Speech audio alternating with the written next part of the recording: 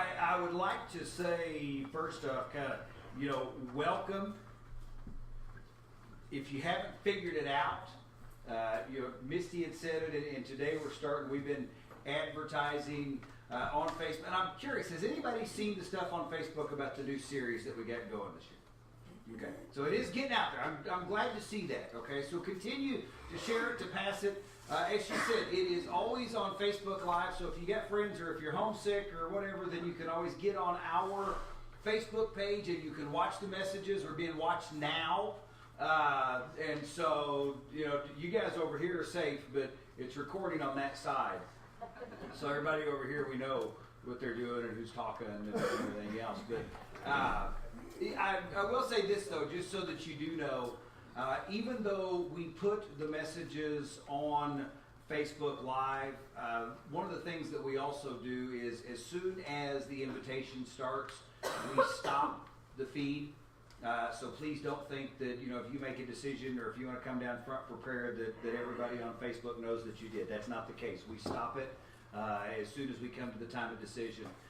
You can always go back and watch those or share them. On Monday mornings, I come in then and we edit that down and it goes on to our YouTube channel. So we have a YouTube channel and all the messages go up there and then we share them onto Facebook and stuff, so you can do the same and share them with your friends and download them. So please do. I think this is going to be a really good series. For many of you that don't know, where this came from was last year. And I don't know if you remember, we did a 7-week series, and it was called Explore God. It was an Explore God series. We had churches within the community that came together. We wanted to answer the same 7 questions for the first 7 weeks of 2018.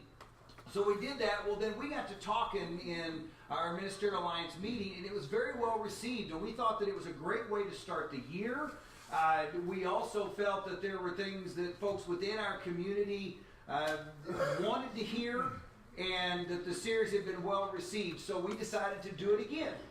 And that was where we came up with the series that we have now, which is Why. And we chose 4 topics that we feel like we have been asked about, 4 topics that we wanted to address. The first one today is, as Misty had said, is why racism. Next week we are going to deal with the issue of why suffering. After that it will be why the church, and then why Jesus. And that's how we're going to start off this year.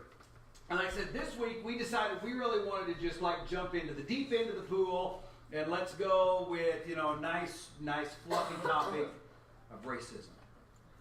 I would like to say, though, and I want to tell you this right now, there are 2 things that we are not going to do today.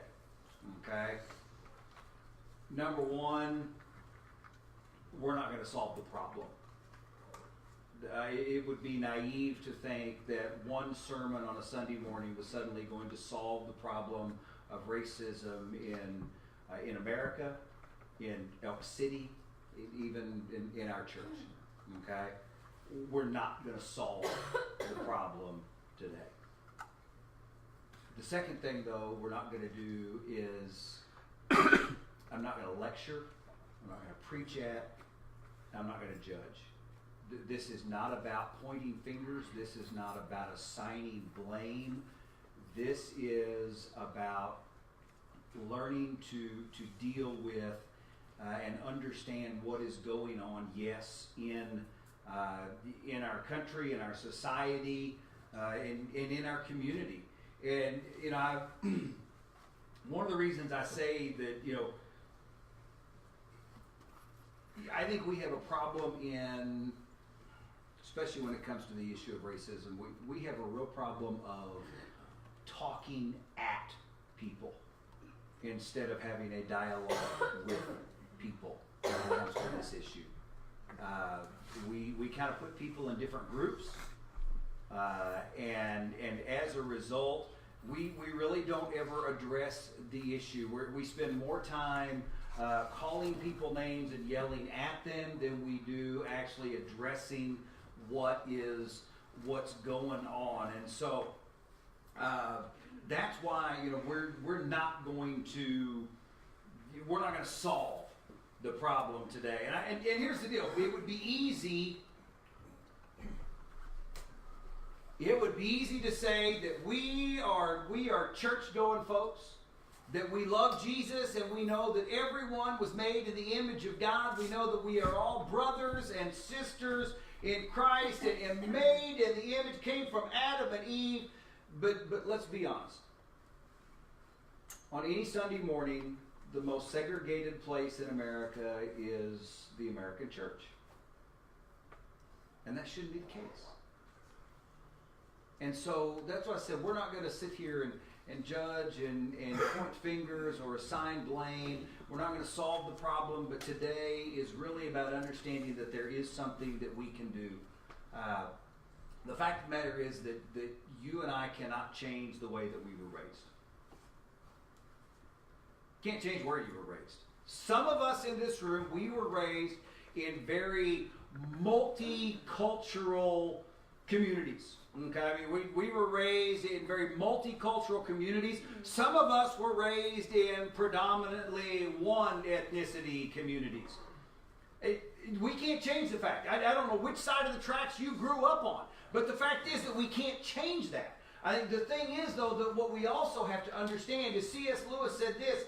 He said, you can't go back and change the beginning, but you can start where you are and change the ending. And that is what I would like for us to begin to do today.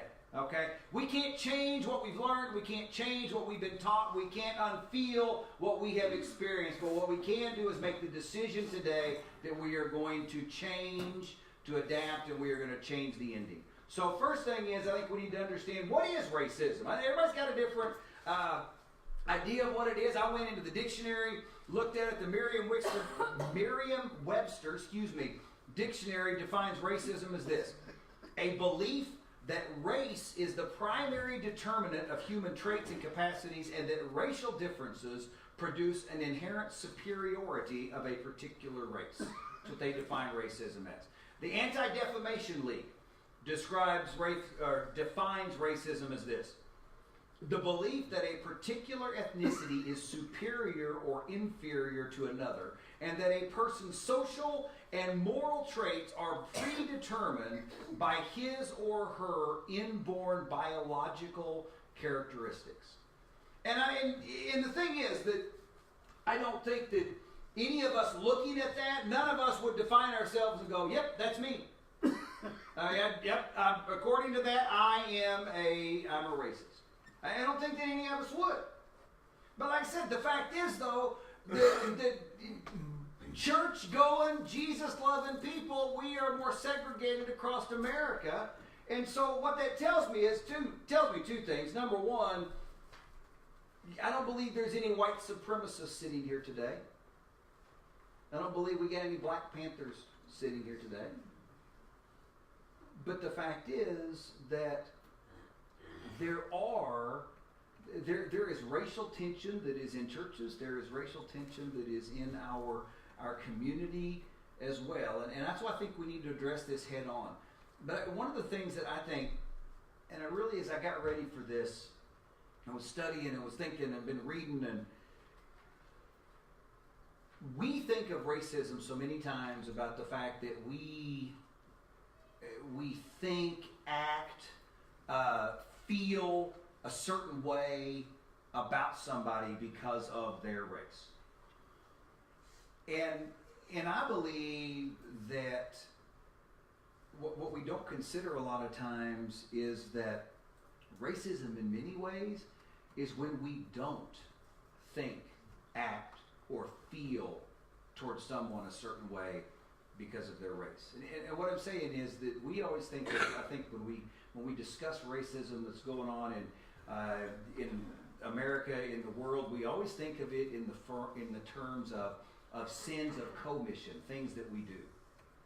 And I honestly believe that it is as much a sin of omission, what we don't do, what we don't actively think and feel, just as much as it is something that we actively do.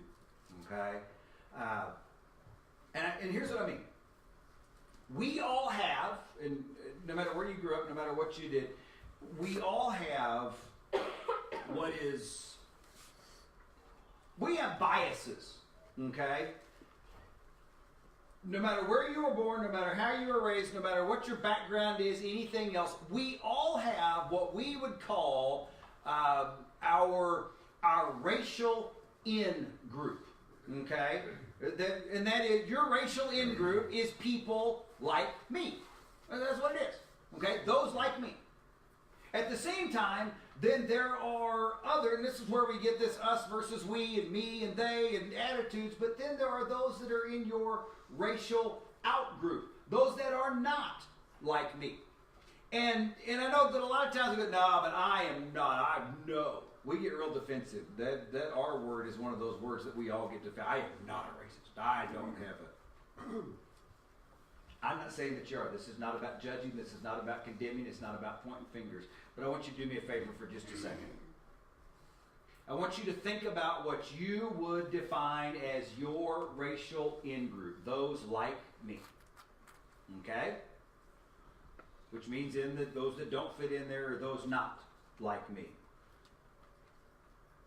And I want you to think about this for a second and tell me if this resonates with how you view and you treat those two groups. Okay? I am more comfortable with those like me. I am less comfortable with those not like me. I am more inclined to spend time socially with those like me. I am less inclined to spend time socially with those not like me. I am more patient with those like me. I am less patient with those not like me. I am more forgiving when mistakes are made by those like me. I am less forgiving when mistakes are made by those not like me.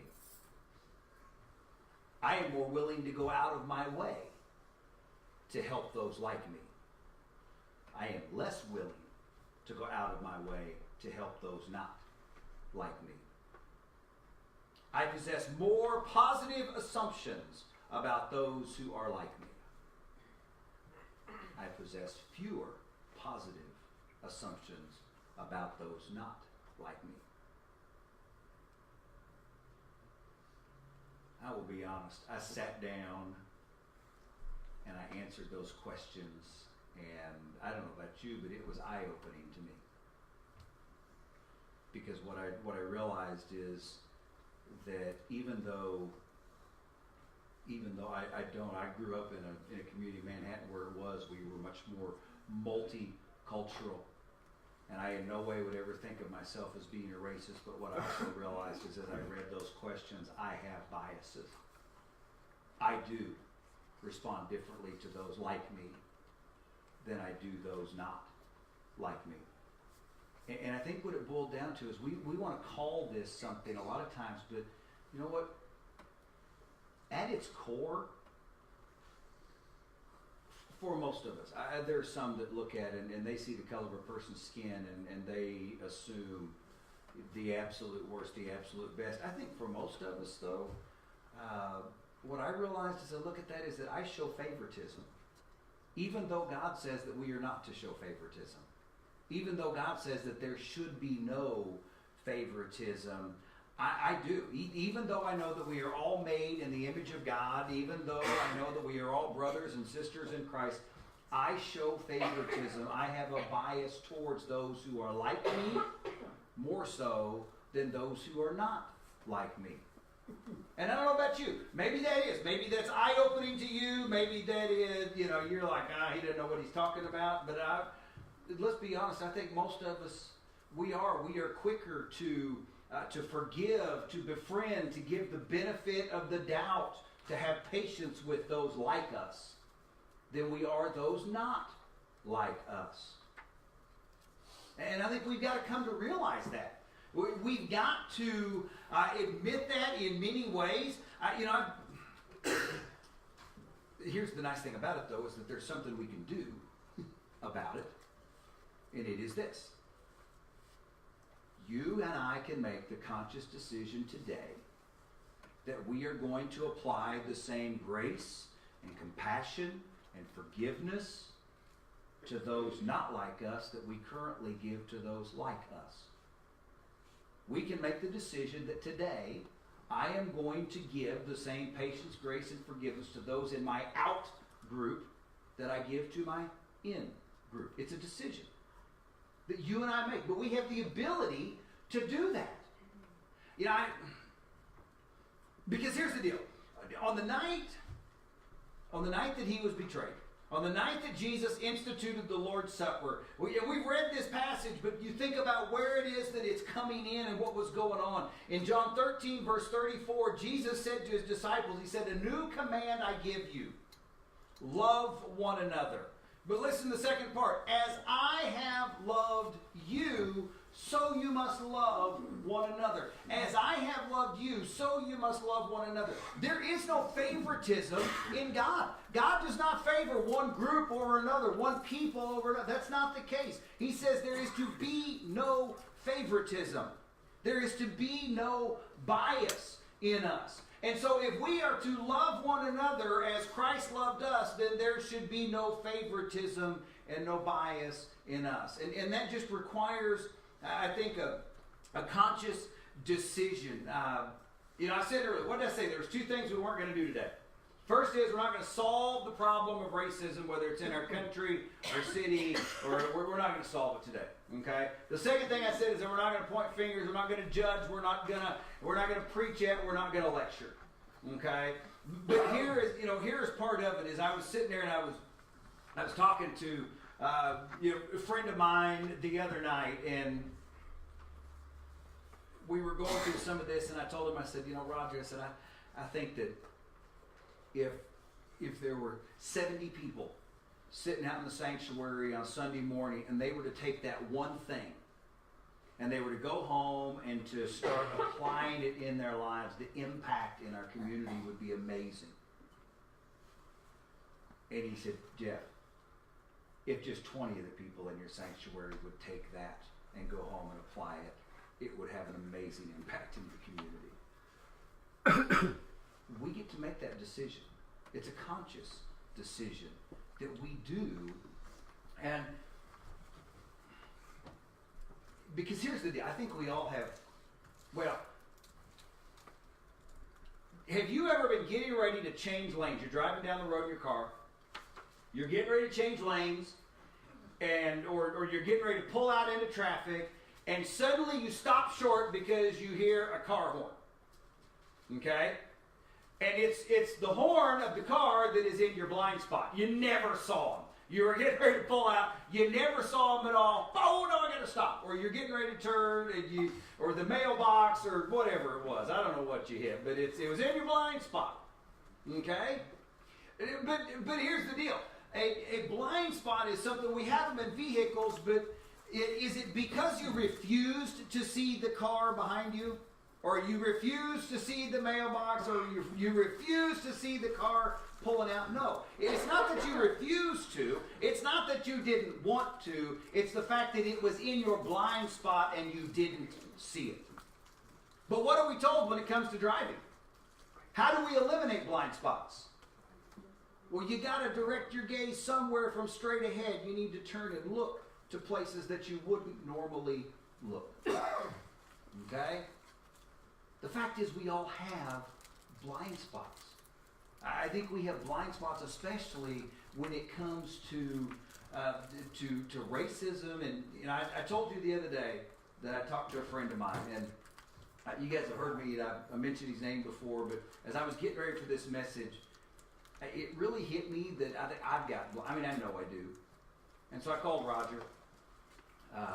Roger's a good friend of mine. We've had some discussions. I never really have to worry too much about offending Roger when we talk. So and he doesn't worry about offending me. Apparently from some of the conversations that we've had. But that's why I like talking to him. But Roger's black, and so I called him and I said, Roger, I sent him a text and I said, I would really like to talk to you. I said, we're discussing this topic and I would like to spend some time bouncing some things off of you, getting some feedback. It would really, it would mean a lot to me to do that, because I realize that I I have blind spots, in my life when it comes to this. And so, as we were going through, I said, as I was talking to him, I said, I want to kind of lay out. I said, I want to give you a scenario. Tell me what you think of this. And because we start talking about blind spots, what we see, what we recognize, what we don't see. And I said, I'm thinking about using this scenario. I said, imagine that there are two women that grew up in different homes. One of them grew up in a home. I said, and color doesn't matter. They can be same color. I said, in my case, they're white. In your case, they would be black. I said, but color is not the issue. They're the same. And so they grow up, and in one of them, the one woman, she lives in a home where her father is very affirming of who she is, listens to her opinion, lets her speak her mind. They can have heated discussions about anything, and her opinion is valued. She is very empowered in everything that she does, okay? And now you've got another woman, same age over here, but she grows up in a home where that is not the case. In fact, she is emotionally, she is verbally, maybe even physically abused. Her opinion does not matter. She does not speak up. She is to listen. And so I want you to imagine that both of these women now, they are in the workforce, and they are working for a man, not a domineering man, but he is a confident leader who has decided in his opinion, a strong personality. Now, if those two women were to go in and be involved with this guy, they're to be in a room with him, discussing a project and where they're going to go and having a debate over the merits of it and which direction we go, would those two women respond to that situation differently? Yeah. Why? I mean, color doesn't have anything to do with this.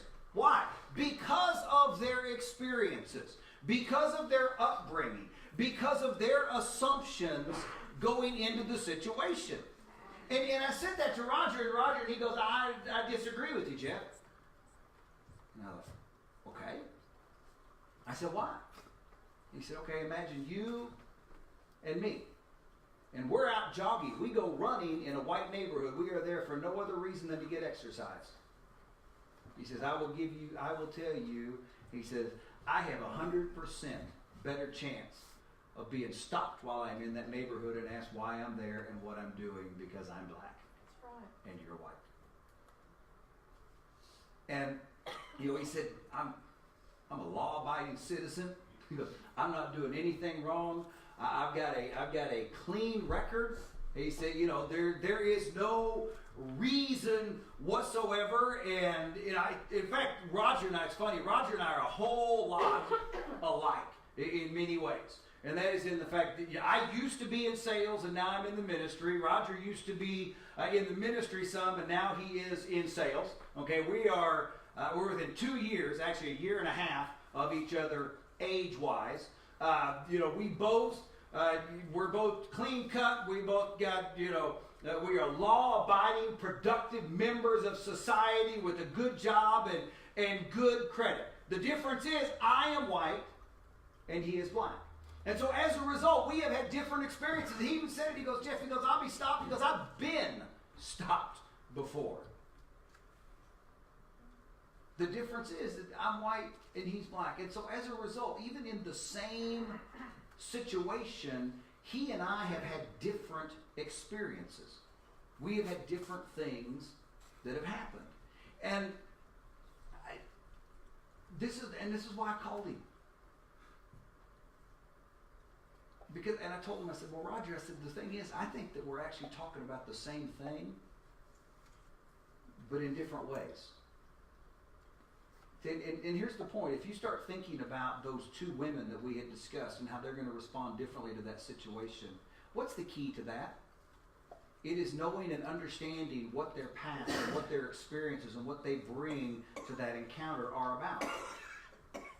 And let's be honest. Most of us, we know more about the past and about the biases and the assumptions that people like us bring to a situation than those not like us. When I sit and I talk to Roger, I understand things and I see things that he has experienced things, same situation, but he experienced something completely different than I did. Now, for me to now know that and recognize that it was a blind spot and I need to change it is one thing, okay? but if I know it and I stick my head in the sand, that's something else. Okay, one is refusing to focus and to see the situation, and the other is having a blind spot. And I think we all have them. I remember years ago, when I was working for Electrolux, we used to go out and we do what we call crew canvassing. And if you've ever had like a whole bunch of people that go around, they're just salespeople all over. We go to a town and we just start knocking doors and doing demos and selling vacuum cleaners. And I was in Lawton, and I had a boss of mine, or old boss of mine, she was up in Oklahoma City, and so we decided that we were going to meet in a town, and we were just going to kind of crew canvass this small town in southwestern Oklahoma. And we went, and there was a guy, and McNeil was a trip. I loved him to death. McNeil, he was a black guy. He was probably about 10 years older than me.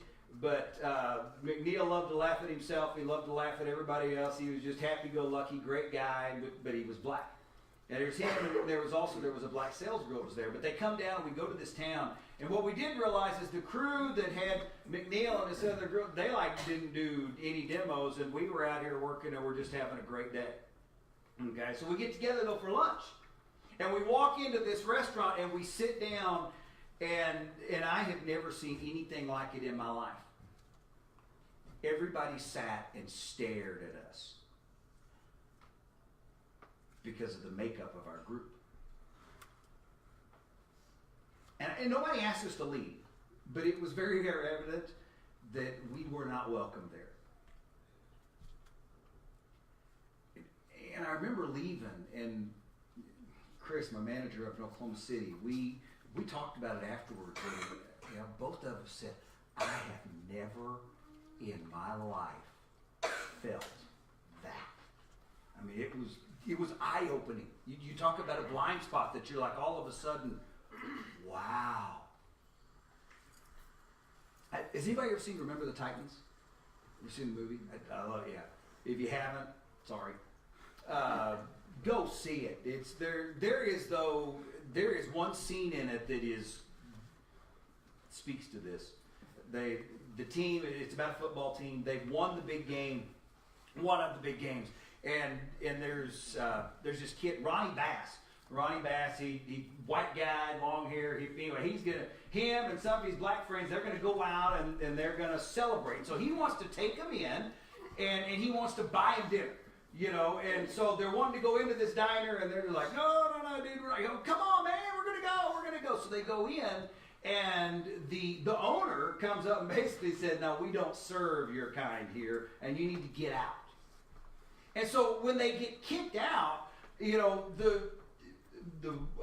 one of the black guys, his name is Petey. Petey and his friend, they are mad at Ronnie. I mean, they just can't believe that he would make them go, that he would humiliate. Oh, how dare you do that to us? And the thing is, and Ronnie's just like, dude, I had no clue. I mean, he couldn't see it. And the thing is, I kind of looked at it. I honestly think that both of them had blind spots. Okay, and we need to be aware of this.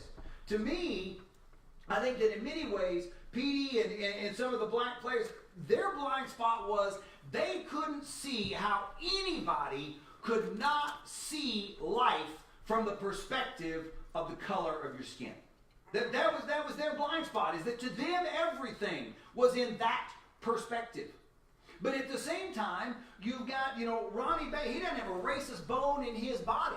But the thing is that his blind spot was, he just couldn't understand that anybody would treat somebody else that way. He couldn't believe that racism was not a thing of the past, but instead was alive and well in the 70s in Virginia. He couldn't, that was his blind spot.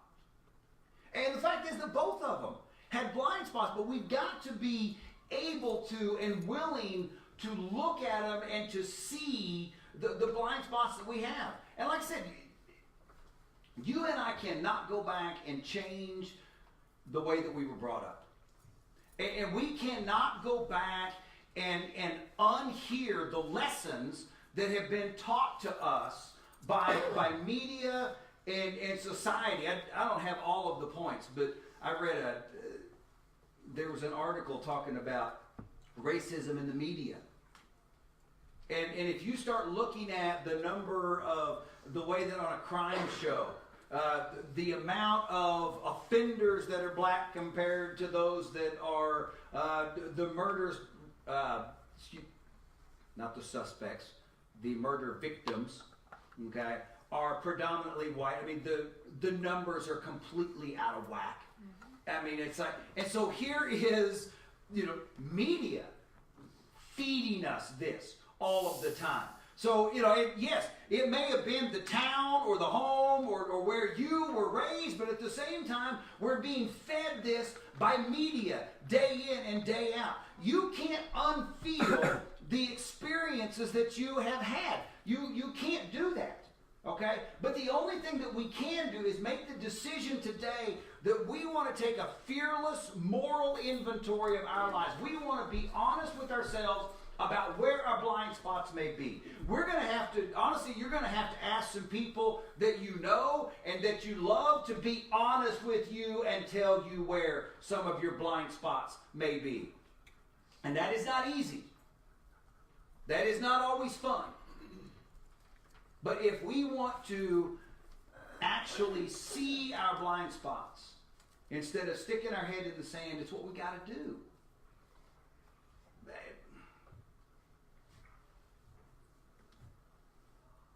And here's what's funny. We talk about blind spots and we talk about the things that we do. I met a new friend the other night. What I didn't know, I texted Roger. I said that I wanted to talk to him. I said, man, can we talk about this? Kind of told him what it was, and I didn't get a hold of him. He was like, yeah, I'll call you, about this time. Well, I didn't hear from him. About 9 o'clock that night, I get a call. He sends me a text and goes, is now a good time? I'm like, yeah. So I call him. We get on the phone. Excuse me. What I didn't know is that he had contacted a friend of his who is over in, I believe, either North or South Carolina is where he lives, but used to be from Oklahoma City, who is a retired pastor, black guy, and Roger had called Isaiah and said, hey, we're going to talk about this. Would you mind getting on? We're going to do a 3-way call to talk about racism and grace and the church and what we can do about it. So I didn't know that I'm coming into this conversation. And so, I'm a little bit taken back. I'll be honest. I'm sitting there and I'm kind of like, okay, never met this guy before, but I'm sitting here and I'm laying all this out, and you're kind of like, okay, hope this is heard the way that it's intended to be heard. So I start laying out what I'm seeing, as different problems, and I'm talking about, maybe this verse and kind of where I'm going to go with the message and this and that. And in the middle of it, Isaiah says, can I say something? And well, yeah, and he made this statement, and I'll be honest, it took my breath away. It stopped me for a minute, and I had to just kind of let it marinate in my brain. And he said, because I love him, I must love what he loves. Dude, let that sit in there for just a second. Because I love him, I must love what he loves. See, that starts to change things. That starts to make us look at things differently. And then he started talking about $6 Million Man and something else. And I did listen. I don't, because if he's watching, he's going to go, did you not pay attention? I did. But it kind of took me off in a different direction. And I started looking. Have you ever wondered what a human life is worth? Have you ever wondered what a human being is worth? I started doing some research. It depends on who you ask. It depends exactly on who you ask. If you were to go and to add up the elements, the chemicals and the elements that are within your body, honestly, the parts, about $160. Okay? And it may be a little bit more than that, but water's cheap. So, you could add that. But it's $160 is basically the elements that are in the human body. Now, at the same time, though, if you were to turn around and look at the parts, and you were to go and to sell body part, if you start talking about selling whether it's kidneys or bone marrow or, heart or DNA or any of those things, now all of a sudden that number balloons, it skyrockets to over 50 million. Okay? But let's even go a step further. Because if you were to take and try to recreate what the human body does, we can't even figure the number. I mean, I'll give you an example. The most powerful computer on the planet, supercomputer on the planet, okay, cost probably over $250 million to build. It costs nearly $10 million per year just to run it. We're talking about $10 million a year just in the electrical costs to run it. And that's not even adding in maintenance and upkeep and replacement parts. So that's what we're talking about there. That supercomputer can only perform 0.002% of the calculations the human brain makes per second. And that's just the brain. If you were to take and try to create, you start talking about whether it's dialysis machines or hearts that will pump or circulatory systems, the human eye, you started to try and do that, and we couldn't even add up the number of what it would take to add up to something that would be equivalent to a human life. But then I got to thinking, now it's worth even more than that. Because you know what the Bible says? The Bible says that I am fearfully and wonderfully made. The Bible says that you are fearfully and wonderfully made. You are fearfully and wonderfully made. You are fearfully and wonderfully made. That God knit you together in your mother's womb, and you are fearfully and wonderfully made. If you want to know the value of a human life, all you need to do is go to the one who created human life, and he will tell you what it's worth. And if you want to know what you are worth, the only thing you've got to do is you have got to look at what God was willing to pay to buy you back. Look at what he was willing to give in exchange for you. God sent his one and only Son to give his life in exchange for your life. Think about this. The one who brought everything into existence, the one who placed the stars, who named the stars, the one who thought up and envisioned the heavens and every color, every tree, every scent, designed every dog, every bit of it, gave his life in exchange for you. Do you understand? God didn't only send the Son of God, he sent God the Son to save you, to redeem you, and to make you his. If you want to know your value, if you want to know what you are worth, you've only got to look at what God was willing to pay for you in exchange for you. You are uniquely priceless. You are uniquely priceless. Every single one of you, uniquely priceless. Your value cannot be determined. You are an individual of value that is indeterminable. Your value cannot be calculated. It can't be added up in numbers. Because God was willing to give his one and only Son in exchange for you. That's your worth. See, I honestly believe with all my heart the reason that we have racism in our world and in America is because we look at people from the human perspective instead of from the heavenly perspective. Because if we would see people the way God sees people, if we would value people the way God values people, then we would honor people the way that God honors people. Because I love him, I love what he loves.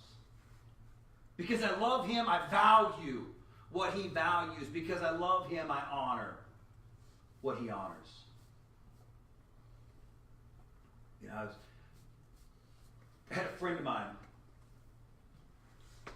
years ago, grew up with her in high school. On her wedding day, she got her wedding gift was a set of dishes. Okay? It was not a brand new set of dishes. Okay? In fact, it was she knew exactly where it came from. It was a set of dishes that her mother had had in her house forever. And it was the same set of dishes that got pulled out every time that they had any kind of a family gathering or whatever. It was the dishes that they never went in the dishwasher. Honestly, it wasn't because they couldn't handle it. It was just nobody wanted to take the chance. And so the dishes got hand washed. They got hand dried. They then got put up into the china cabinet and went with the real silverware, with the bone china, with the crystal glassware. That was where it went. Okay? But what my friend knew was that had been given to her by her mother. But see, her mother had received it from her mother on her wedding day. And her mother had received it from her mother on her wedding day. And every single one of them that had received it took great pride in not only having this in their home and taking care of it, in knowing that it was given to them and it sat there, but they also took great pride and honor in the fact that someday they would be able to pass it along to their daughter. For 5 generations, it was passed down. Now, honestly, if you'd have gone in their house, you looked at it, if you'd have broke in there and you'd have seen this, it probably would have got smashed. You would have given it to Goodwill. Whatever. It had no value. If somebody just would have gotten it somewhere, you would have given it to Goodwill, or you'd have stuck it up on a shelf and never ever looked at it again. It was plain. It was ordinary. It was nothing special. I mean, it wasn't no famous potter. Didn't have any famous potter's name on it. It wasn't any elaborate design. Anything else. Wasn't bone china. It was plain, ordinary dishes, plates and salad plates, bowls, cups, and saucers. But see, they knew the story. And the story was that my friend's great-great-grandfather had bought that set of dishes as the first gift that he gave to his new bride when they moved into their house. Didn't cost much. But considering they had nothing, it was an extravagant gift. And it had been passed down generation to generation to generation on wedding days. It had great value to them because they knew the story. And what I want you to understand is, you have great value. Because I know the story. I know the story that God sent his son to die on the cross for you. I know the story that a price that could not be calculated was given in exchange for you, because you are uniquely priceless in your own way. You are an individual with a value that cannot be figured or have an amount put on it. I want you to leave here today knowing that. I want you to leave here today knowing, there's an old saying that hurt people hurt people. Have you ever heard that? Okay. Well, can I tell you another one? People that don't know their own value don't value others. When you understand your value, when you understand the way that God sees you, when you understand the way he looks on you and smiles, and just the indeterminable value that you have in his eyes, then you will begin to see the value of others. Not only through his eyes, but in your eyes as well. And if we will do that, there is no limit to the changes that can happen, not only in our lives, but in our community